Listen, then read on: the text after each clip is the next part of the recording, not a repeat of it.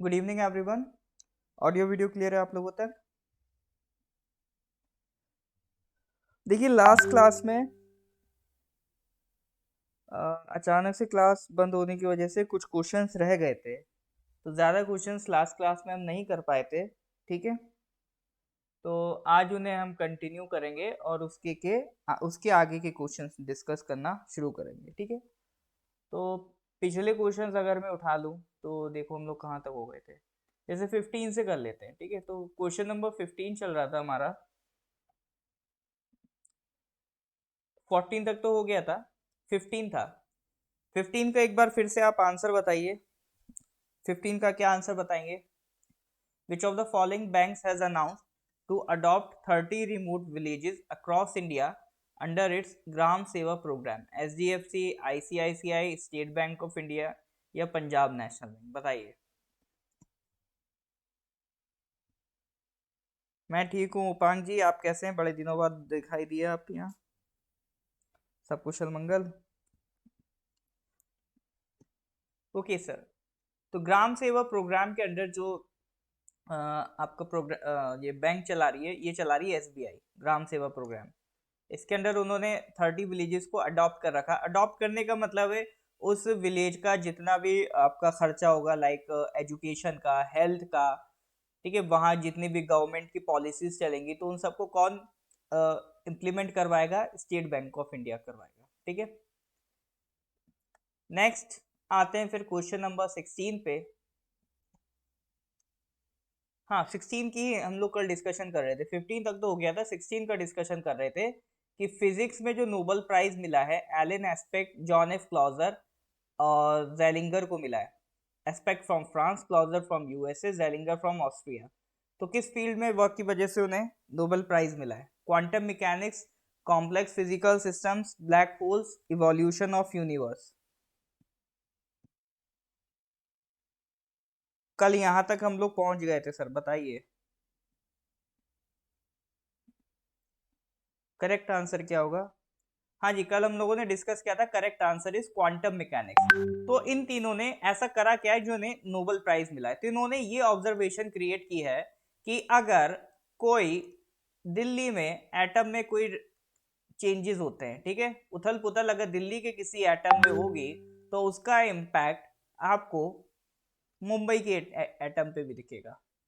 दिल्ली मुंबई कहने का मतलब ये है कि अगर बहुत डिस्टेंट लोकेशन पे किसी एटम में कोई चेंजेस हो रहे हैं तो उससे बहुत दूरी के एटम पे रिलेशन रहता है, कुछ ना कुछ चेंजेस होते हैं। अब ये रिलेशन से हम बहुत कुछ अचीव कर सकते हैं। हम टेलीपोर्टेशन जैसी चीजें अचीव कर सकते हैं, मैसेज सिस्टम को और फास्ट बना सकते हैं। ठीक है, तो ये क्वांटम मैकेनिक्स का टॉपिक है। आपको कुल मिला के ध्यान क्या रखना है? टॉपिक ध्यान रखना है। ठीक है, कि किस फील्ड में मिला है। जैसे कल हम लोगों ने डिस्कस किया था बायोलॉजी की फील्ड में या मेडिसिन या फिजियोलॉजी की फील्ड में किसको मिला है? स्वांते पावो को मिला है। तो उन्होंने किस फील्ड में काम किया है? ह्यूमन इवोल्यूशन फील्ड में काम किया है। तो जो निएंडरथल हमने देखा था, जो स्पीशी एक्सटिंक्ट हो गई है, उसकी जीनोम सीक्वेंसिंग कर रही है। ठीक है, तो इसीलिए इसी तरह से फिजिक्स को किस फील्ड में दिया गया? क्वांटम मैकेनिक्स की फील्ड में दिया गया है। तो बस ये जो कुछ कुछ वर्ड्स हैं, जैसे वहां पकड़ लिया मेडिसिन में ह्यूमन एवोल्यूशन, यहाँ फिजिक्स में पकड़ लिया क्वांटम मैकेनिक्स। तो ये कुछ कुछ वर्ड्स आपको बस पकड़ के चलने हैं। और इस अगर सवाल पूछेगा तो इससे ही पूछेगा, तो बहुत ज्यादा ऐसा नहीं कि क्वांटम मैकेनिक्स की आपकी डिटेल में वो चला जाएगा। ठीक है, यहाँ तक क्लियर है कि नहीं है? क्लियर है तो गिव मी थम्स अप। हाँ जी सर। तो ये किस फील्ड में दिया गया? क्वांटम मैकेनिक्स की फील्ड में दिया गया। नेक्स्ट आ जाओ, question number 17। Recently, NABARD has sanctioned rupees 221.99 crore to strengthen school infrastructure in rural schools in which of the following states? I think यही वाला क्वेश्चन कर रहे थे। चलो कोई नहीं, हमने फिर से स्टार्ट कर दिया है। तो नाबार्ड के बारे में बताइए, नाबार्ड ने कहाँ के स्कूल में सैंक्शन किया पैसा? तो देखो ये क्वेश्चन मैंने बताया था पंजाब में सैंक्शन किया है नाबार्ड ने, लेकिन ये मैंने डिस्कस किया था कि सवाल इंपॉर्टेंट नहीं है, यहाँ पर बस मेरे को नाबार्ड के बारे में डिस्कस करना था, इसलिए ये क्वेश्चन मैंने उठा लिया। तो नाबार्ड है क्या? देखो जैसे पहले क्या था, आरबीआई के पास जिम्मेदारी है कि वो ये इंश्योर करे कि जो बैंक्स हैं हर एक सेक्टर के लोगों को लोन दे रहा है, ठीक है। अब बैंक्स को डायरेक्टली फोर्स भी नहीं कर सकते, लेकिन इनडायरेक्टली हम कुछ पॉलिसीज बना के ये इंश्योर कर सकते हैं कि जैसे मान लो अगर किसी को घर चाहिए तो उसको प्रॉपर लोन मिल जाए, है ना। किसी को मान लो एक्सपोर्ट इंपोर्ट का बिजनेस करना, उसको प्रॉपर लोन मिल जाए। किसी को एग्रीकल्चर के लिए लोन चाहिए तो वो उसको प्रॉपर मिल जाए। तो इस तरह से हमें ये इंश्योर करना कि ये जो डिफरेंट डिफरेंट सेक्टर्स है इनको प्रॉपर बराबरी से लोन मिलता रहे। अब एक अकेला आरबीआई कितनी चीजों को मैनेज करेगा, इसीलिए आरबीआई के अंडर क्या क्रिएट करी गई, ऑल इंडिया फाइनेंशियल इंस्टीट्यूशंस, आईफाई इन्हें कहते हैं, ऑल इंडिया फाइनेंशियल इंस्टीट्यूशंस।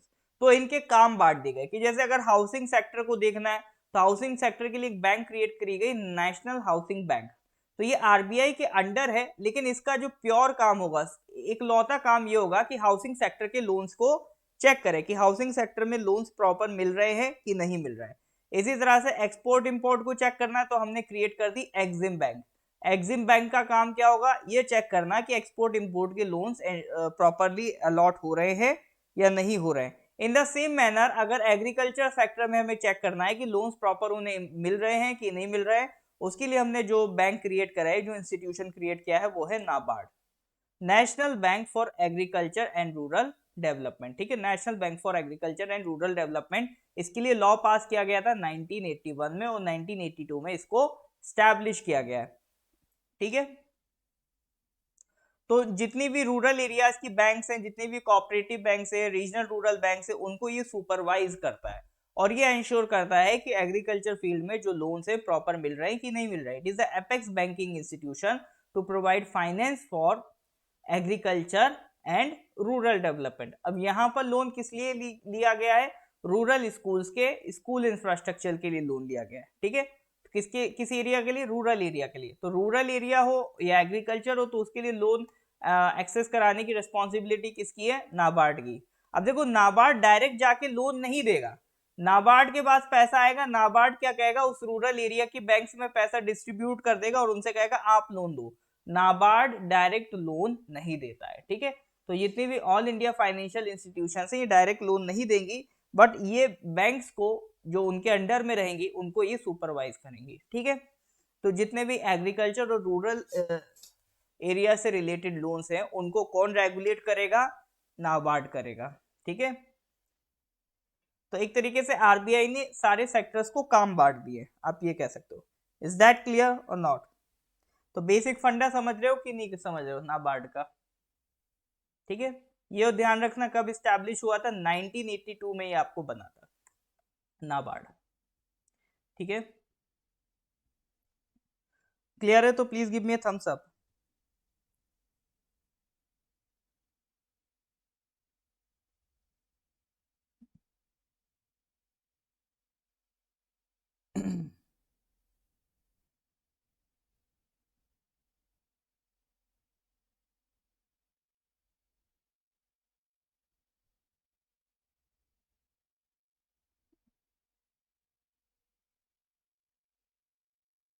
हाँ जी सर, यहाँ तक ठीक है।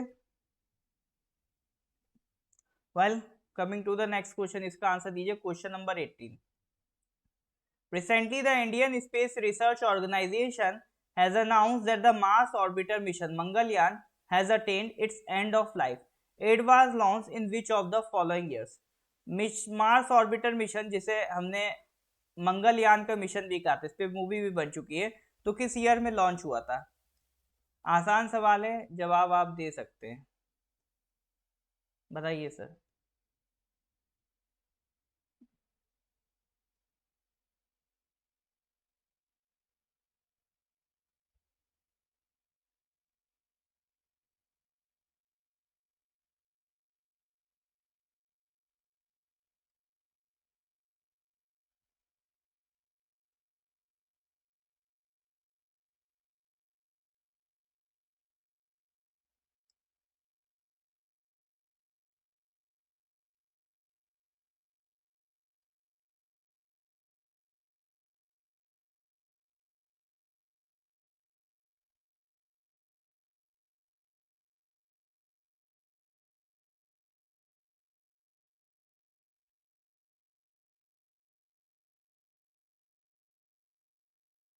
हाँ जी, मिशन मंगल किस ईयर में आया है?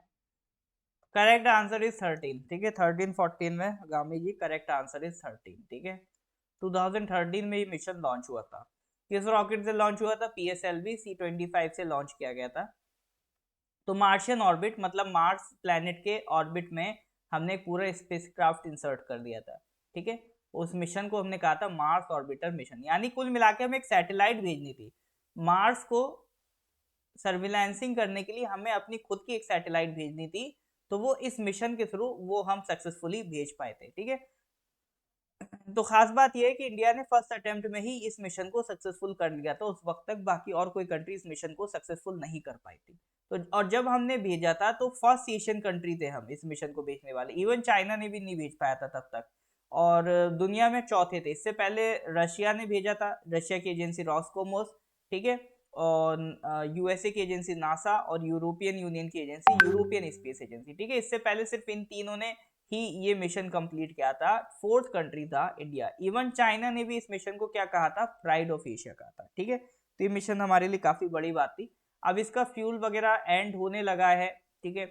एक्लिप्स भी इसे काफी लंबे लंबे मिल गए। एक्लिप्स से क्या होता है? एक्लिप्स आने की वजह से इसकी बैटरी चार्ज नहीं हो पाती है, ड्रेन होने लगती है। तो कुछ घंटे तक तो ये बर्दाश्त कर पाती है बैटरी, लेकिन अगर वो एक्लिप्स बहुत ज्यादा लंबा टिक गया तो फिर बैटरी ड्रेन होती चली जाती है, फिर आप चार्ज कर नहीं पाओगे। तो उसकी वजह से फिर ये बैटरी की अगर ये बैटरी की चार्जिंग खत्म, तो उसके बाद ये अपना जो ऑर्बिट है उसे छोड़ देगा, फिर ये कहीं भी जा सकता है, ठीक है। फिर हमें ये इमेजेस भेजना छोड़ देगा। तो वही क्या, अब ये ऑर्बिट मतलब जो उसको काम करना था वैसे भी कर चुका है, काफी लंबा टिक गया, अब खत्म। हाँ जी, अक्षय कुमार वाला मूवी। हालांकि उसमें मिशन जैसा तो कुछ नहीं दिखाया है। चलो नेक्स्ट क्वेश्चन पे आते हैं, question number 19। The SASTRA Ramanujan prize for 2022 will be awarded to who amongst the following? Neena Gupta, Yunqing Tang, Noam Elkies, Manjul Bhargava. तो शस्त्र रामानुजन प्राइज 2022 का किसको दिया जा रहा है? बताइए सर।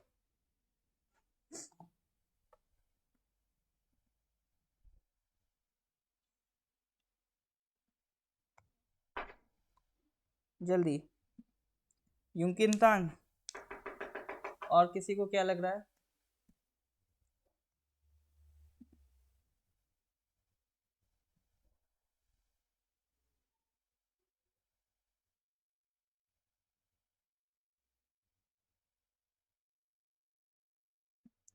बी तुक्का।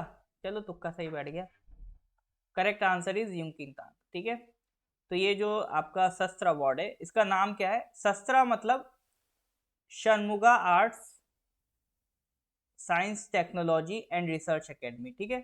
Shanmuga art science technology and research academy, उसको कहते हैं शस्त्रा, ठीक है। तो उन्होंने रामानुजन के नाम पे अब प्राइज अवार्ड शुरू किया, शस्त्र रामानुजन अवार्ड, ठीक है। तो उसमें आपका $10,000 का कैश प्राइज है। किसको मिला है? Yunqing Tang, for the outstanding contribution in the field of mathematics, ठीक है। तो ऑब्वियसली बात है, मतलब आउटस्टैंडिंग कंट्रीब्यूशन होगा तभी अवार्ड मिल रहा है, ठीक है। नाम ध्यान रखना बस, इससे ज्यादा और कुछ डिटेल जानने की जरूरत नहीं है। हाँ, नीना गुप्ता को तो रामानुजन यंग यूथ अवार्ड मिला था, वो अलग है, ठीक है। नीना गुप्ता वाला सर अलग है।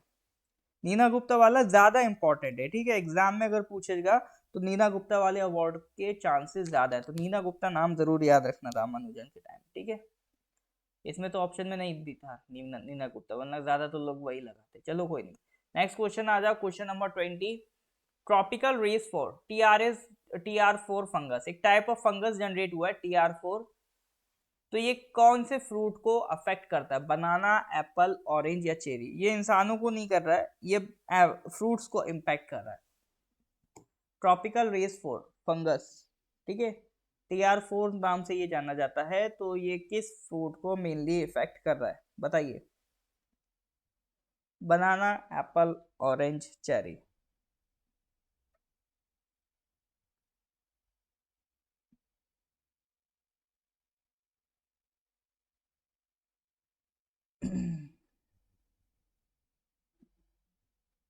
चेरी पे तुक्का, बनाना पे तुक्का। आजकल तुक्के कभी कभी दिन होते हैं वाकई में। बढ़िया तुक्के चल रहे हैं। बनाना करेक्ट आंसर, ठीक है। करेक्ट आंसर इज योर बनाना। तो देखो ये जो फंगस है ना TR4, ये एक तरीके से कह सकते हो कोविड-19 है बनाना का। जैसे हमारे यहाँ कोविड-19 फैला था ना, बहुत तेजी से फैलता चला गया, कोई इलाज नहीं मिला काफी टाइम तक। तो इसी तरह से ये आपका TR4 है ना, ये भी फैलता चला गया, इलाज नहीं मिला इसका। ठीक है, इसीलिए इसको कहते हैं equivalent of covid in bananas. Similar to covid there is no treatment yet for the new fungal disease. अभी कोई इलाज विलाज नहीं, बस काम चल रहा है ना। तो सबसे ज्यादा नुकसान इससे किसको होगा? ऑब्वियसली बात है, जो बनाना एक्सपोर्ट करता होगा। तो सबसे बड़ा एक्सपोर्टर कौन है बनाना का? इक्वाडोर। इक्वाडोर कौन से कॉन्टिनेंट की कंट्री? जल्दी से कमेंट करके बताइए। इक्वाडोर कौन से कॉन्टिनेंट की कंट्री है? अफ्रीका की है, साउथ अमेरिका की है, नॉर्थ अमेरिका की है, एशिया की है, कहाँ की है सर ये इक्वाडोर?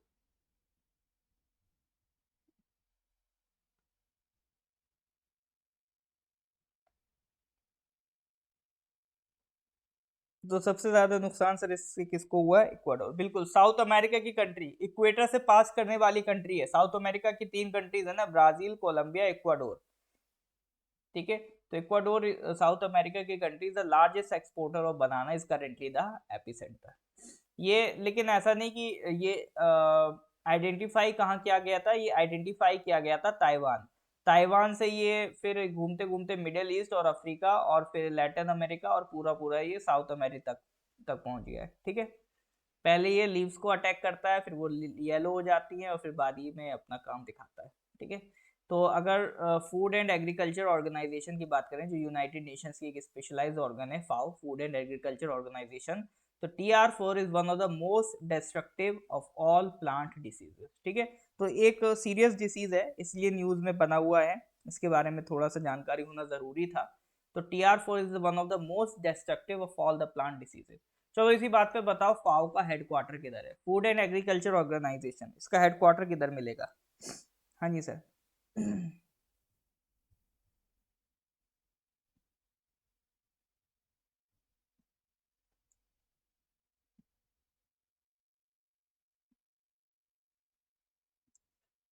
बिल्कुल, फाओ का हेडक्वार्टर सर किधर मिलेगा? इटली। देश है इटली, कैपिटल उसकी रोम। ठीक है, रोम इटली इसका हेडक्वार्टर। बहुत बढ़िया। Question number 21। Recently, Union Home Minister Amit Shah announced that Pahadi community in which of the following state UTs will get a ST status, Scheduled Tribe status। तो union minister जो अमित शाह हैं, उन्होंने announce किया कि जो पहाड़ी कम्युनिटी है किस स्टेट की, उन्हें एसटी स्टेटस मिलेगा। जम्मू कश्मीर, लद्दाख, हिमाचल प्रदेश, उत्तराखंड, किस स्टेट की पहाड़ी कम्युनिटी को एसटी स्टेटस देने के लिए वादा किया है वहां अपने गृह मंत्री अमित शाह ने? बताइए सर।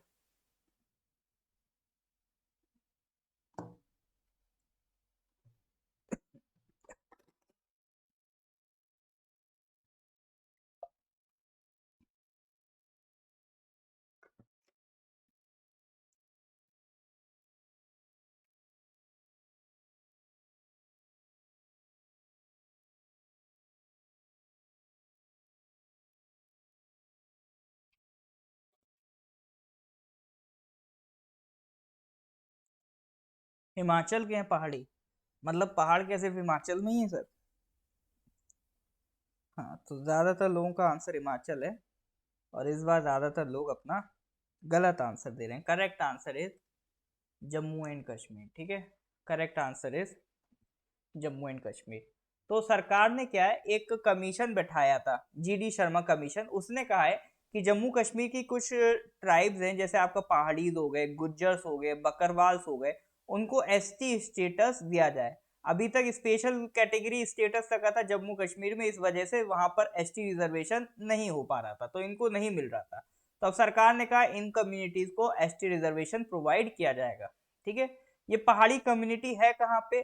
जो आप अगर जम्मू कश्मीर देखोगे है ना, तो ये इधर पीर पंजाल वैली, पीर पंजाल रेंज है, एक माउंटेन रेंज है। तो उस वैली में ये रहने वाली कम्युनिटी है। ठीक है, यहाँ पर आपको ऐसा नहीं है एक धर्म के लोग मिलेंगे, हिंदूज भी हैं उसमें, मुस्लिम्स भी हैं और सिख्स भी हैं। ठीक है, और पूरी जम्मू कश्मीर पॉपुलेशन की अगर हम बात करें तो 10 से 11% उनकी जो आबादी है ये पहाड़ी कम्युनिटी है। उनकी मदर टंग भी पहाड़ी है, ठीक है। उसके अलावा ये तो बात हो गई पहाड़ी कौन है।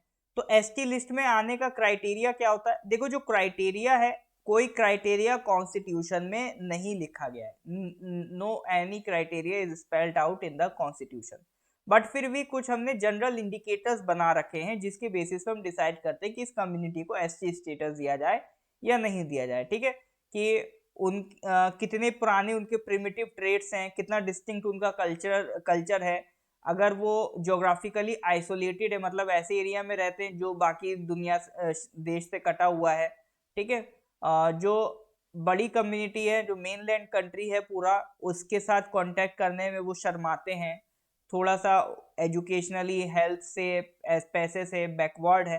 तो ये कुछ क्राइटेरियाज हैं जो फॉलो किए जाते हैं किसी भी कम्युनिटी को एसटी कैटेगरी स्टेटस देने में, ठीक है। हालांकि ऐसा कुछ आपका कॉन्स्टिट्यूशन में नहीं लिखा है कि ऐसा करना ही करना है। कॉन्स्टिट्यूशन में क्या लिखा है? कॉन्स्टिट्यूशन में लिखा है आर्टिकल 342, जो प्रोसीजर बताता है कि शेड्यूल ट्राइब में किस तरह से किसी भी कम्युनिटी को इंक्लूड किया जाए। तो इसका अगर आप पहला क्लॉज देखेंगे आर्टिकल 342 का, तो ये कहता है ये काम कौन करेगा किसी भी कम्युनिटी को एसटी स्टेटस देने में? ये काम करेंगे आपके प्रेसिडेंट, ठीक है, किसी भी स्टेट या यूटी में। और किसकी कंसल्टेशन के साथ करेंगे? After consultation with the governor, notify tribes or tribal communities or parts of these as scheduled tribes. This confers on the tribe or part of it a constitutional status, invoking the safeguards provided for the constitution to these communities in their respective states UTs. तो किसी भी state में किस community को ST status देना है या नहीं देना है, ये काम किसका रहेगा? प्रेसिडेंट का रहेगा, ठीक है। और on the advice of governor, governor के एडवाइस से प्रेसिडेंट ये काम करते हैं। और साथ ही साथ, ठीक है, आपके जब वो ये स्टेटस देते हैं तो जो भी शेड्यूल ट्राइब के उनको सेफगार्ड्स है, national commission for schedule tribe है, और भी जो सेफगार्ड्स है वो सब उनको प्रोवाइड होना शुरू हो जाते हैं। इसके बाद दूसरा जो क्लॉज है वो कहता है ये पार्लियामेंट को पावर देता है कि वो चाहे, ठीक है, to pass a law to include in or exclude from the list of schedule tribes any tribe or tribal community or parts of this.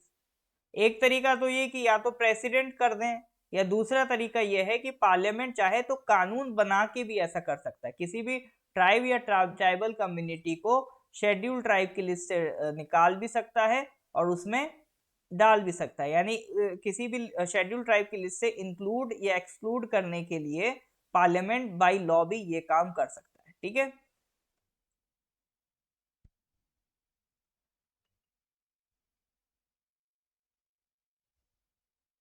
और हर एक स्टेट की जो लिस्ट होती है एस चीज की वो अलग होती है, ठीक है। जरूरी नहीं है जो अरुणाचल में हो सेम आसाम में हो, तो ऐसा कोई जरूरी नहीं है।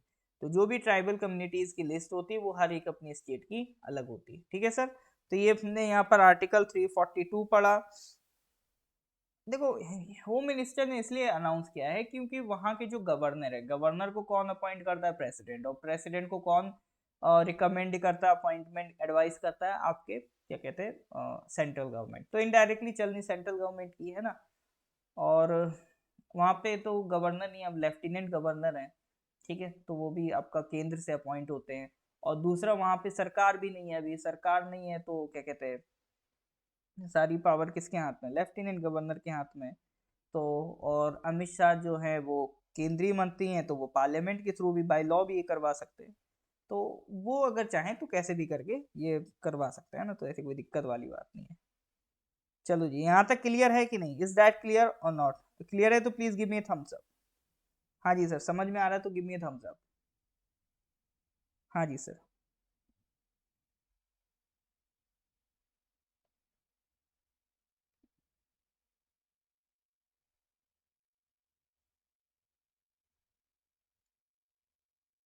चलिए सर, ठीक है। नेक्स्ट क्वेश्चन पे आते हैं, क्वेश्चन नंबर 22।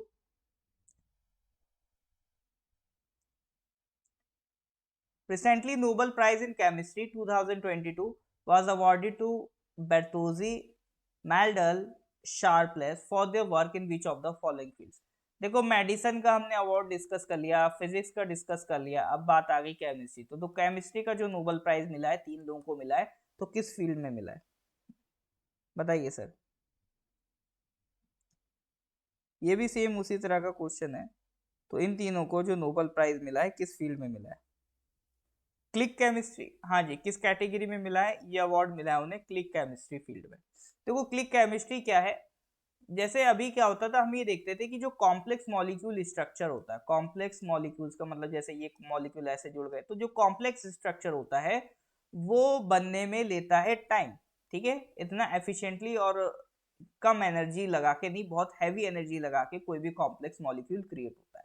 बट इनकी रिसर्च के बाद जो कॉम्प्लेक्स मॉलिक्यूल्स की फॉर्मेशन है उसको आसानी मिल जाएगी, ठीक है।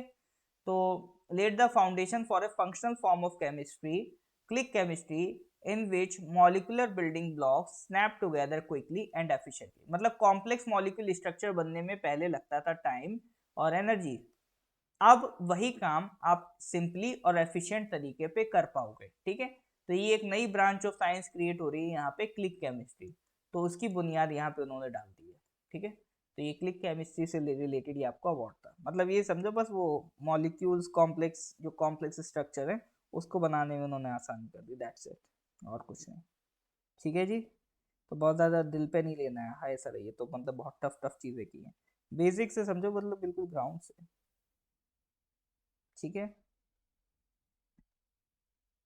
Question number 23. Which of the following countries has emerged as the world's largest producer and consumer of sugar? सबसे ज्यादा चीनी कौन प्रोड्यूस और कंज्यूम कर रहा है? हाँ जी सर, क्या लगता है कौन हो सकता है? Which of the following countries has emerged as the world's largest producer and consumer of sugar? All right sir, it is अपना भारत। सारे रिकॉर्ड तोड़ दिए हमने, ठीक है। All records of sugar cane production, sugar export came to produce cane dunes paid were made, ठीक है। तो इस बार का सबसे ज्यादा जो प्रोडक्शन है वो इंडिया ने किया है। अब देखो कई बार पूछ लेता कि मतलब world's largest producer of sugar, तो बता देना क्या है, इंडिया है, ठीक है। कॉफी ऑफी के जैसे पूछ लेते हैं, ठीक है। तो यहाँ के बारे में भी क्या बताओगे सर? इसके बारे में भी बताओगे इंडिया है। चलो जी, नेक्स्ट क्वेश्चन। रिसेंटली एक बाल्टिक पाइपलाइन गुजर रही है, Baltic pipe natural gas pipeline officially open की गई है। It will transport natural gas from Norway to which of the following countries? एक ऑफिशियली एक बाल्टिक पाइपलाइन ओपन की है, मतलब वो नेचुरल गैस को ट्रांसफर करने के लिए। तो ये नॉर्वे को किस कंट्री से कनेक्ट कर रही है? यूक्रेन, ग्रीस, पोलैंड या ऑस्ट्रिया? चाय वालों का कंजप्शन अपना अलग ही लेवल पे है।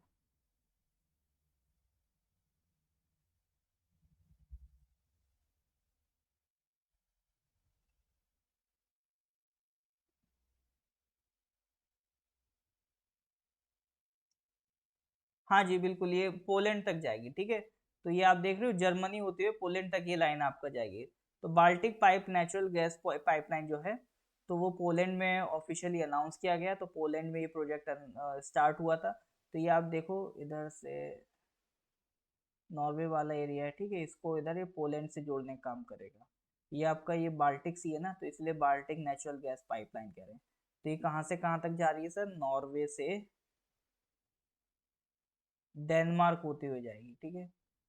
ये शायद इमेज, इस इमेज के चक्कर में मत जाना, शायद इमेज में थोड़ा सा दिक्कत है, ठीक है। इमेज में चेंज करवा दूंगा। नॉर्वे से सर ये लाइन कहाँ तक जाएगी? पोलैंड तक जाएगी वाया डेनमार्क, डेनमार्क ही है ना, तो ये होती है कहाँ तक जाएगी सर? पोलैंड तक। इमेज पे मत जाना, इमेज शायद गलत है।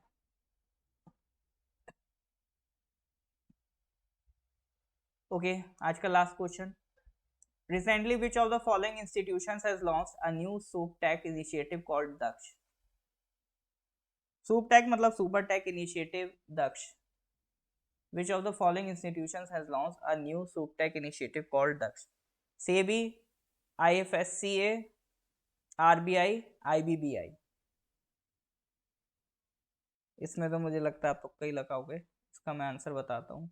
दक्ष के बारे में अगर मैं बताऊं तो ये स्टार्ट किया है, ये दक्ष इनिशिएटिव किसका है? आरबीआई का है।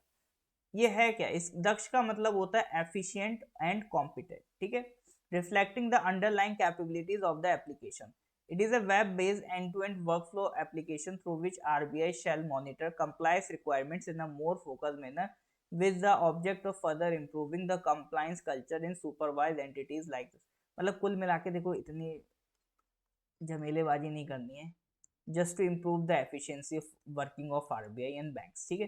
तो बैंकिंग्स की एफिशिएंसी को इम्प्रूव करने के लिए आरबीआई ने एक नया इनिशिएटिव लॉन्च किया है, उस इनिशिएटिव का नाम है दक्ष, ठीक है।